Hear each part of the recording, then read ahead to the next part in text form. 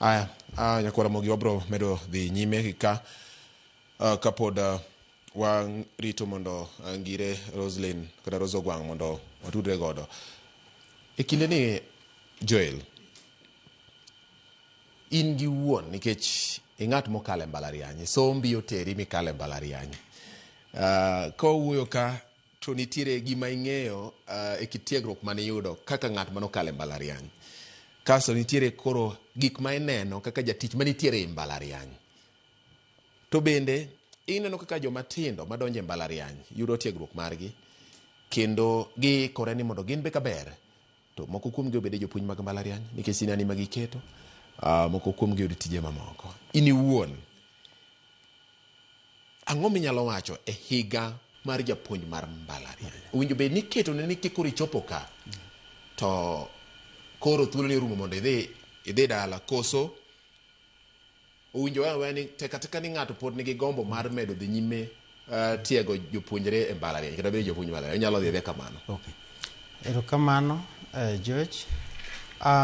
Gi pacha adhi riwora kod telo mar UASU ma nyoro nogolo press conference kagiwacho ni CBA retirement age bedo negotiated gi CBA.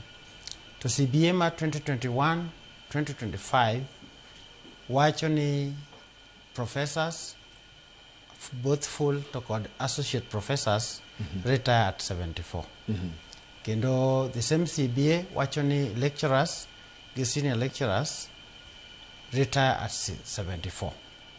Koro aungo ni retirement age mantie sani mondo dhi mbele obedi at 74.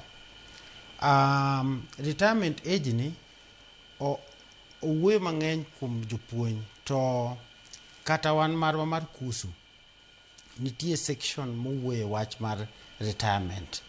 An kaka an onega retire at 60. To nitie members wabe mantie kusu ma retire, ma should retire gi 65. To bende wang'en ni jok manigi ng'ol kaka PWD bende retire at 65. To nitie some members ma interact gi students so oftenly kaka jok matie teaching laboratories miluongo ni technologists to kod librarians. Koro wan bende CBA marwa mar 2021-2025 ochiwo ni jok matiyo kuondego retire at 65.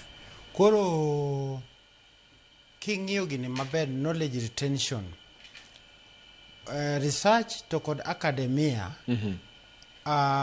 gin gi lifelong engagement ma ng'ato kotiyo to iyudo ka kodhi e 60s kochomo mbele eka koro tich neno maber kabisa kendo koko bedo more knowledgeable kendo koko bedo subject matter expert. Koro miyo an kaka an adhi ungana gi jo UASU gi telo margi mar ungo lwedo ni teaching lecturers retire gi 74 ok 65 kaka nje waneno circular moro wacho cha. Kamano. Alright. Erokamano ahinya. Iwacho ni ng'ato kochopo higa mar 60 koka tije chako nenore. Yes. Ang'o momiyo tije chako nenore at 60 ni 60? Ing'eni research and dynamic.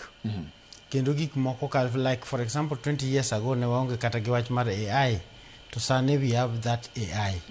Koro kineno ka ng'ato ko interact gi research for so long, kobedo ng'at mong'ith, obedo professional mong'ith manigi authority e subject ma en e tiegruok no. Koro miyo aparo ni ka wakete 74 to nyalo bedo maber. Kamano. Alright. Erokamano ahinya. Adwa ni mondo wadhi ane kuom